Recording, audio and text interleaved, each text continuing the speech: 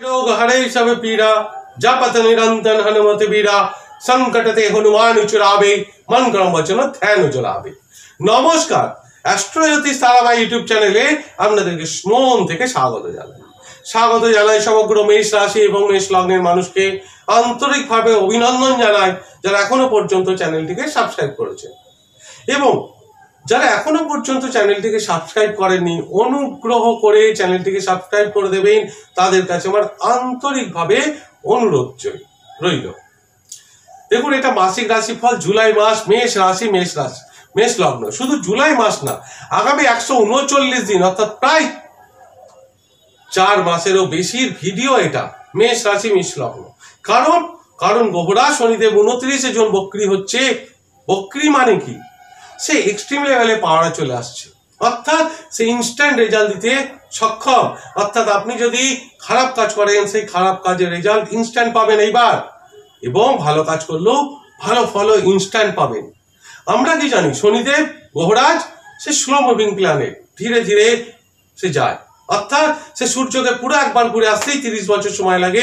সেই জন্যই সে নিজেই স্লো এবং মানুষের জীবনকেও সে স্লোভাবে উন্নতি দেয়।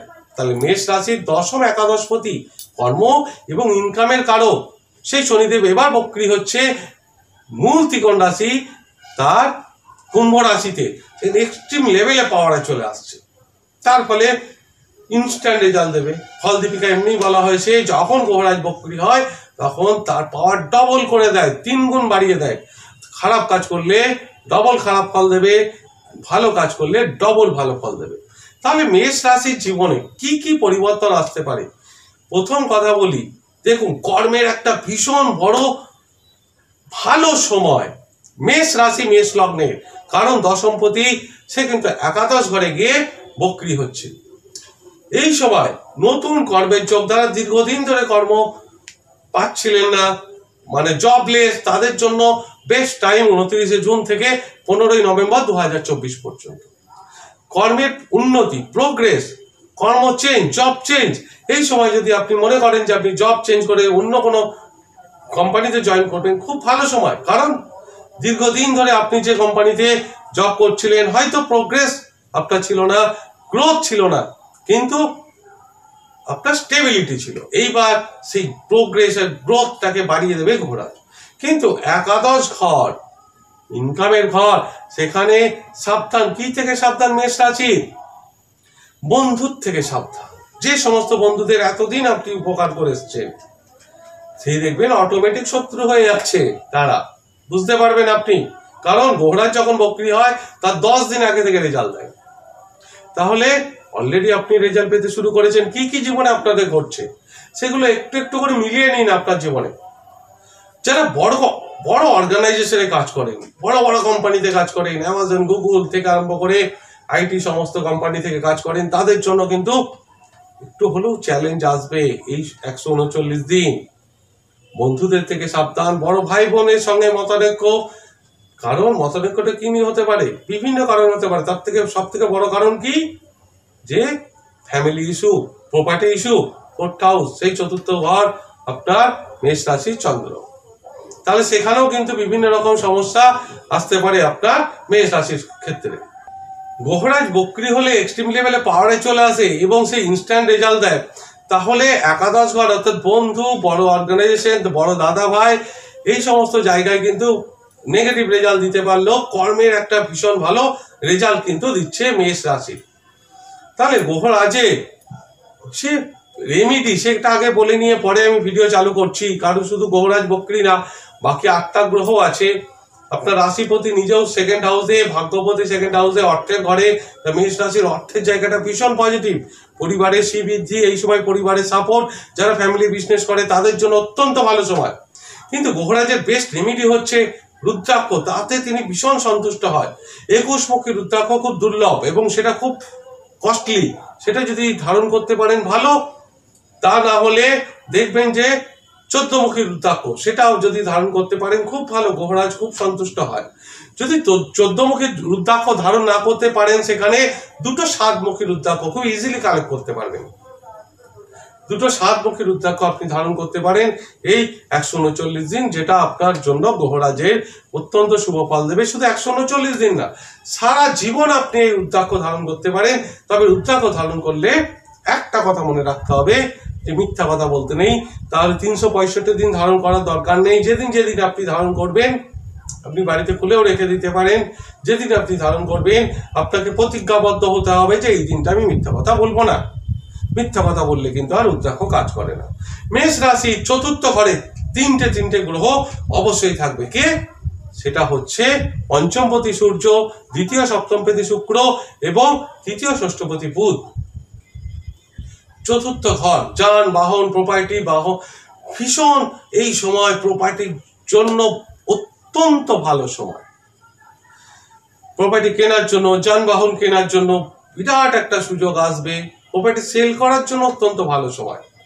কিন্তু আপনার 8 নম্বর ঘরে, 8ম ঘর, যেটা মৃত্যুর ঘর, অন্ধকার ঘর, শ্বশুর বাড়ির ঘর, আপস অ্যান্ড ডাউনস এর ঘর, সেখানে কিন্তু 4টে গ্রহের দৃষ্টি, তার মধ্যে 3টে ক্রূর গ্রহের দৃষ্টি, শনির দৃষ্টি, রাহুর দৃষ্টি এবং মঙ্গল, 3টে ক্রূর গ্রহের দৃষ্টি কিন্তু আপনার ভাগ্যপতির দৃষ্টি।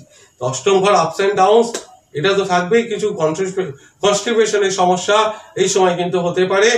এছাড়াও পেটের কিছু সমস্যা হতে পারে। 8 নম্বর ঘরটা দুর্ঘটনার ঘর, সেই দিক থেকে একটু সাবধান। যারা বাইক চালান তাদের জন্য একটু হলেও সাবধান। কিন্তু 4th ঘর, মায়ের ঘর, মায়ের একটা বিরাট সাপোর্ট এই সময় কিন্তু মেষ রাশি, মেষ লগ্নের মানুষরা পেতে পারে। মায়ের একটা ভীষণ পজিটিভ সময়, কারণ 3টে পজিটিভ গ্রহ এই 4th ঘর, সুখের ঘরে আসছে। সূর্য সুখের ঘরে আসলে সব সময় আপনাকে প্রোটেক্ট করবে। যতই আপনার জীবনে খারাপ সময় আসুক, এই সূর্য 1 মাস থাকবে, সেইখানে কিন্তু সব দিক থেকে আপনাকে রক্ষা করবে। শুক্র তো সুখেরই কারক গ্রহ, তাহলে সে সুখের কারক গ্রহ হয়ে 4th ঘরে বসে আছে। কিন্তু শুক্র 4th ঘরে থাকলে একটা জিনিস সাবধান, সমস্ত লাক্সারি আপনাকে দিলেও খুব ইমোশনাল অ্যাটাচমেন্ট কারোর সঙ্গে হবেন না, তাহলে কিন্তু আপনাকে ব্ল্যাকমেল করতে পারে, আপনার সুযোগ নিতে পারে। আপনি কার সাথে দুঃখের কথা শেয়ার করলেন মন থেকে, কিন্তু সে ডিপ্লোম্যাটিক হিসাবে আপনাকে ইউজ করে নিতে পারে। এই একটা জিনিস সাবধান। বুধ 4th ঘরে ভালো, অবশ্যই তৃতীয় ষষ্ঠপতি হিসাবে 4th ঘরে মেডিকেল লাইনে যারা আছেন, আইটি সেক্টরে যারা আছেন, অটোমোবাইলে যারা আছেন, রিয়েল স্টেটে যারা আছেন, অত্যন্ত ভালো যোগ এটা। অ্যাকাউন্ট সেক্টরে যারা আছেন, ফিনান্স ব্যাংক সেক্টরে যারা আছেন, তাদের জন্য আরো ভালো এই 4th ঘরে এই 3টে যোগ। তাহলে জুলাই মাসে শুধুমাত্র মেষ রাশি, মেষ লগ্নের ইনকামের জায়গাটাকে স্লো করে দেবে। যারা বিজনেস করছে অলরেডি, তাদের জন্য কিন্তু একটু হলেও নেগেটিভ যোগ তৈরি করবে, কারণ ইনকাম, টাকা, সে ফ্লোটা বিজনেসম্যানদের জন্য সেটা কিন্তু স্লো করে দেবে। এবং যারা বিভিন্ন রকম ডিল করে, বড় বড় কন্ট্রাকচুয়াল সাইন করে, যে টাকার লেনদেন করে, তাদের ক্ষেত্রে কিন্তু এই গ্রহরা শনিদেব টাকাটা আটকে দিতে পারে। যে পরিমাণ টাকার আপনি এগ্রিমেন্ট করবেন, সেই টাকা নাও আসতে পারে। আপনি হয়তো অ্যাডভান্স পেলেন, তারপরে সেই টাকাটা আপনার থমকে গেল, আটকে গেল। আজ দিচ্ছি, কাল দিচ্ছি, অল্প অল্প করে দিচ্ছি, এই পজিশন হবে। এটা কিন্তু মনে রাখবেন, কারণ গ্রহরা শনিদেব কিন্তু ইনকামের ঘরে গিয়ে হচ্ছে, সেটা যদি বন্ধুর সঙ্গে কোনো রকম ডিল হয়, তাহলে তো ব্যাস হয়েই গেল।